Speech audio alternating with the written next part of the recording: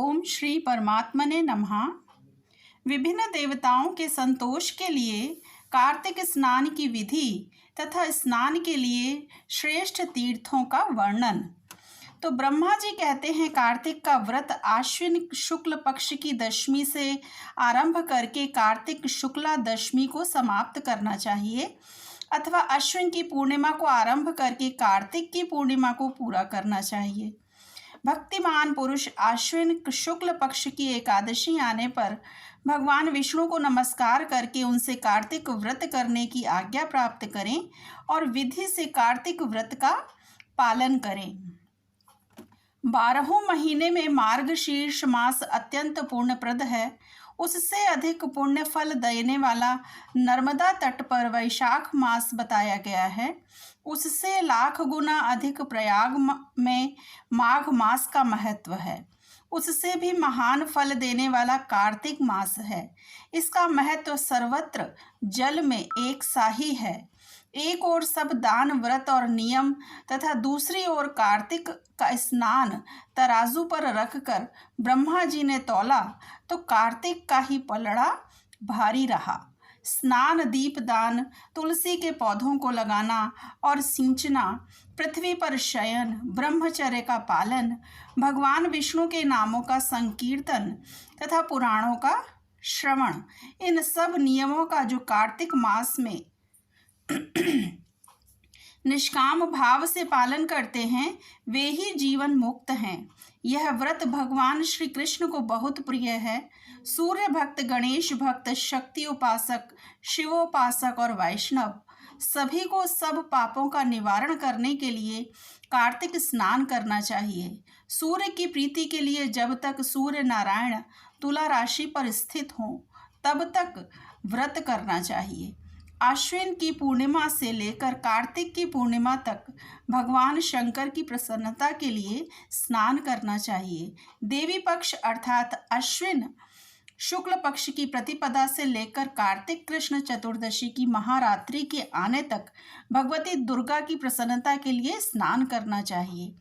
गणेश जी की प्रसन्नता के लिए अश्विन कृष्ण चतुर्थी से लेकर कार्तिक कृष्ण चतुर्थी तक नियम पूर्वक स्नान करना चाहिए। जो अश्विन शुक्ल पक्ष की एकादशी से लेकर कार्तिक शुक्ल एकादशी तक कार्तिक व्रत की समाप्ति करता है उसके ऊपर भगवान जनार्दन प्रसन्न होते हैं। जो दूसरों के संगवश या बलात् जानकर अथवा बिना जाने ही कार्तिक मास में प्रातः स्नान का नियम पूरा कर लेता है वह कभी यम यातना को नहीं देखता। अथवा जो ब्राह्मण कार्तिक में प्रातः स्नान करते हैं उन्हें ओढ़ने के लिए कंबल या रजाई देकर स्नान जनित पुण्य फल को प्राप्त करें। और कार्तिक मास में विशेषतः श्री राधा और श्री कृष्ण की पूजा करनी चाहिए। जो कार्तिक में तुलसी वृक्ष के नीचे श्री राधा और श्री कृष्ण की मूर्ति का निष्काम भाव से पूजन करते हैं उन्हें जीवन मुक्त समझना चाहिए। हजारों पापों से युक्त मनुष्य क्यों न हो वह कार्तिक स्नान से अवश्य पाप मुक्त हो जाता है। तुलसी के अभाव में आंवले के नीचे पूजा करनी चाहिए। मुख्य पूजा की विधि सूर्य मंडल में करनी चाहिए अर्थात सूर्य मंडल की ओर देखकर सूर्य रूपी नारायण के लिए पूजनोपचार समर्पित करना चाहिए। सब देवता अप्रत्यक्ष हैं, केवल ये भगवान सूर्य ही प्रत्यक्ष हैं। अन्य सब देवता काल के अधीन हैं परंतु भगवान सूर्य काल के भी काल हैं। जो दरिद्र हैं वही दान का पात्र है। उसकी अपेक्षा भी विद्वान पुरुष दान का विशेष पात्र है। भगवान विष्णु की चल मूर्ति से अचल मूर्ति श्रेष्ठ मानी गई है। मूर्ति के अभाव में भगवत बुद्धि से पीपल अथवा वट की पूजा करनी चाहिए। और पीपल भगवान विष्णु का और वट भगवान शंकर का स्वरूप है। शालग्राम शिला के चक्र में सदा भगवान विष्णु का निवास है, इसलिए प्रयत्न पूर्वक शालग्राम की पूजा करनी चाहिए। पलाश ब्रह्मा जी के अंश से उत्पन्न हुआ है।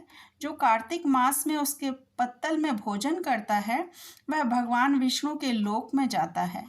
पीपल के रूप में साक्षात भगवान विष्णु विराजमान है, इसलिए कार्तिक में प्रयत्न पूर्वक उसका पूजन करना चाहिए। जो लोग कार्तिक मास में स्नान, जागरण, दीपदान और तुलसी वन की रक्षा करते हैं वे भगवान विष्णु के स्वरूप हैं।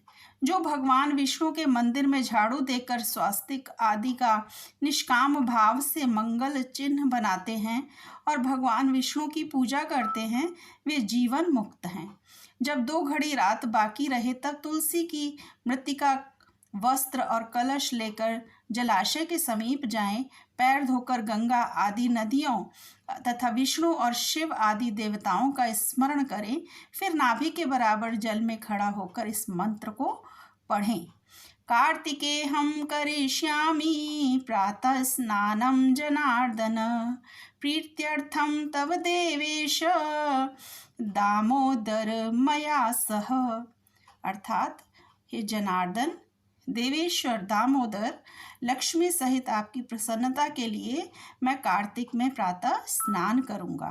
तत्पश्चात गृहाणार्घ्यं मया दत्तं राधया सहितो हरे नमः कमलनाभाय नमस्ते जलशायिने नमस्तेस्तु ऋषिकेश गृहार्घ्यं नमोस्तुते।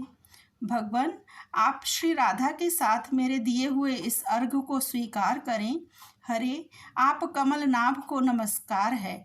जल में शयन करने वाले आप नारायण को नमस्कार है। ऋषिकेश, यह अर्घ ग्रहण कीजिए। आपको बारंबार नमस्कार है। मनुष्य किसी भी तीर्थ में स्नान करे उसे गंगा का स्मरण अवश्य करना चाहिए। पहले मृत्तिका आदि से स्नान करके पावमानी ऋचाओं द्वारा अपने मस्तक पर अभिषेक करें। अघमर्षण और स्नांग तर्पण करके पुरुष सूक्त से सिर पर जल छिड़के उसके बाद बाहर आकर पुनः मस्तक पर तीर्थ का जल सींचे। फिर हाथ में तुलसी लेकर 3 बार आचमन करके पानी से बाहर धोती निचोड़ें। वस्त्र निचोड़ने के पश्चात तिलक आदि करें। कार्तिक में जहाँ कहीं भी प्रत्येक जलाशय के जल में स्नान करना चाहिए। गर्म जल की अपेक्षा ठंडे जल में स्नान करने से 10 गुना पुण्य फल प्राप्त होता है। उससे 100 गुना पुण्य बाहरी कुएं के जल में स्नान करने से होता है। उससे अधिक पुण्य बावड़ी में और उससे भी अधिक पुण्य पोखरे में स्नान करने से होता है। उससे 10 गुना झरनों में और उससे भी अधिक पुण्य कार्तिक में नदी स्नान करने से होता है। उससे भी 10 गुना तीर्थ स्थान में बताया गया है और तीर्थ से 10 गुना पुण्य वहाँ होता है जहाँ 2 नदियों का संगम हो, और यदि कहीं 3 नदियों का संगम हो तब तो पुण्य की कोई सीमा ही नहीं है।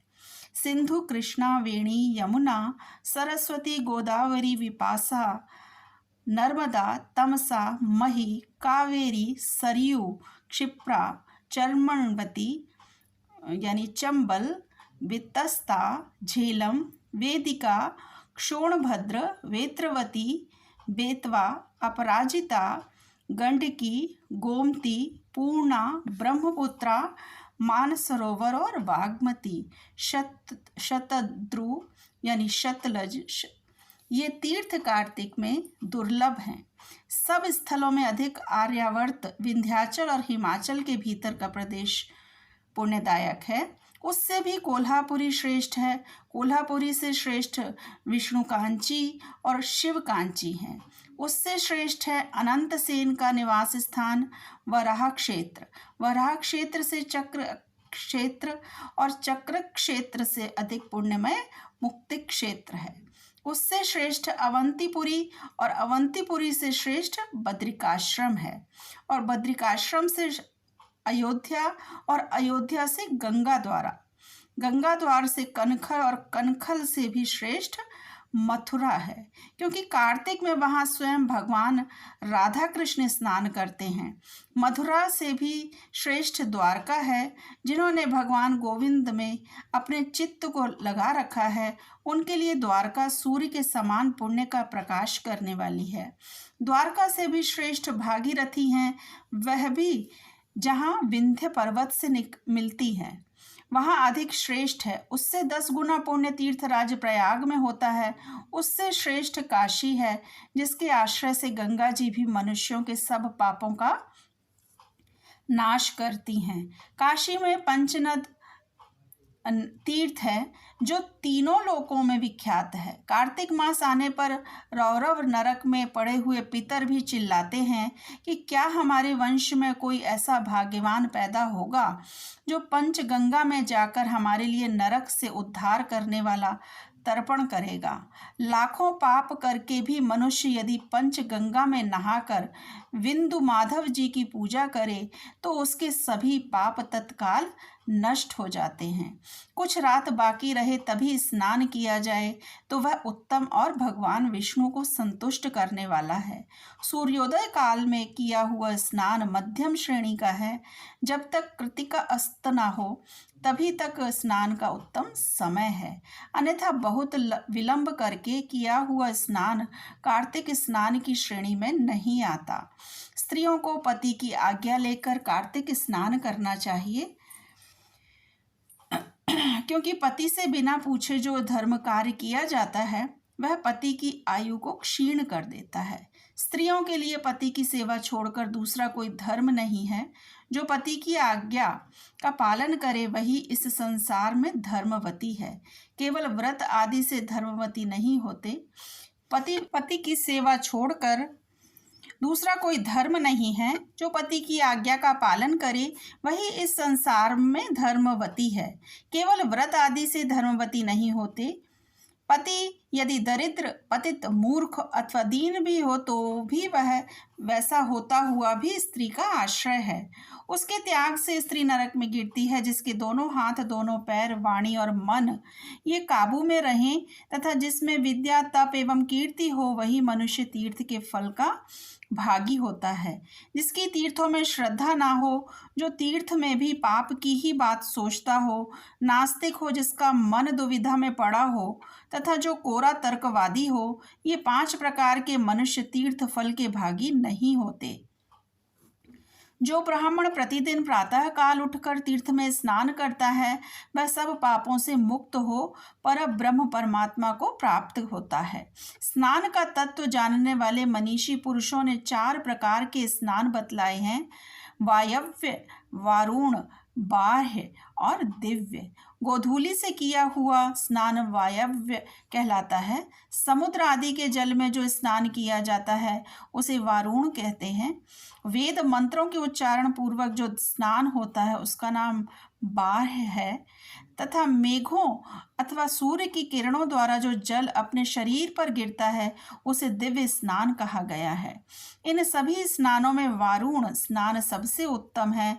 ब्राह्मण, क्षत्रिय और वैश्य को मंत्रोच्चारण पूर्वक स्नान करना चाहिए। स्त्री और शूद्र के लिए बिना मंत्र के ही स्नान का विधान है।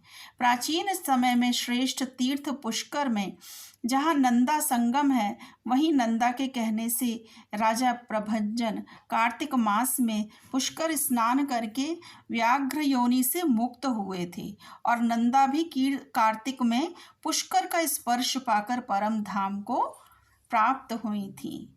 हरे कृष्णा। श्री कृष्ण अर्पणम अस्तु। सर्वे भवन्तु सुखिनः, सर्वे सन्तु निरामया, सर्वे भद्राणि पश्यन्तु, मा कश्चित् दुःख भाग् भवेत्। हरे कृष्णा।